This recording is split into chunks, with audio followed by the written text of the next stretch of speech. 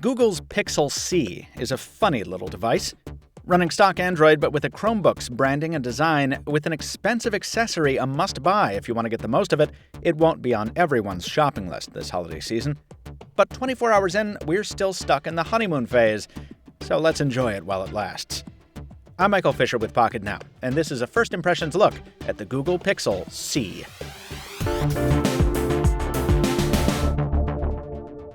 You'll forgive me for fawning a little bit, folks. My expectations were so low going into this, having read the first wave of reviews, that I was surprised to discover how much I actually like the hardware here. The 7mm thick casing is anodized aluminum with precision-cut ports for speakers, buttons, and the single USB port, and there's no traditional branding whatsoever here. Just a thin ribbon LED that shows Google's colors when it's in use, and shows you the battery charge with a knock-knock on the casing. The Bluetooth keyboard keeps the futuristic feel going, also with aluminum construction, a minimal but spacious set of keys, and magnets. Super strong ones that affix it to the tablet with a hinge that allows for almost any angle you want. When you're done for the day, you flip it around and the Pixel C turns into a little carryable notebook, with the display protected and the keyboard recharging automatically via induction. The futuristic feel starts to fall apart a little when you fire up the display, not because of the screen itself. It's a very nice IPS panel at just over 10 inches with over 300 ppi resolution. But the software running on it just isn't very well suited for tablets. It's Android Marshmallow, which means it's quite pretty and actually pretty responsive. Google seems to have already fixed the performance issues that plagued the first wave of review units.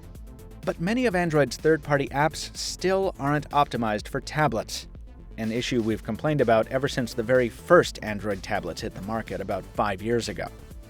And the lack of multi-screen or windowed apps isn't just a missing checkmark on a list of items we'd like to have, it's a big impediment to using the screen to its fullest. For example, I just sold a bunch of stuff on eBay.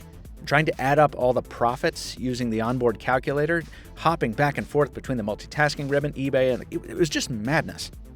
Same for trying to keep a video running while keeping an eye on your Twitter feed or really any other kind of true multitasking. In this way, the Pixel C is a victim of its own very cool illusion.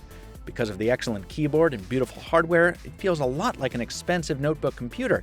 But the software doesn't pull its weight in this respect. Android N can't come soon enough.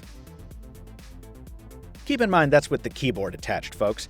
And as we mentioned in our iPad Pro review, there are people out there who don't need such an accessory. People who just want a sleek, slim, and good-looking Android tablet.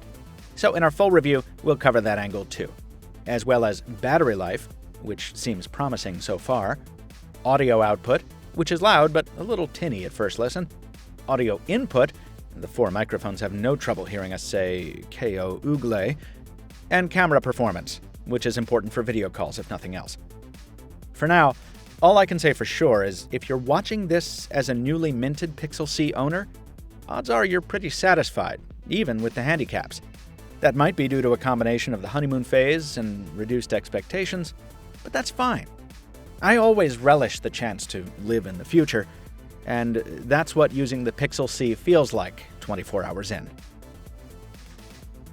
We've got much more on deck for our Pixel C coverage, folks. Stay tuned for our full review and check out our coverage on the competition, both here on YouTube and at Pocketnow.com. Till next time, this has been Michael Fisher, Captain Two Phones on Twitter. Thanks for watching. We'll see you next time.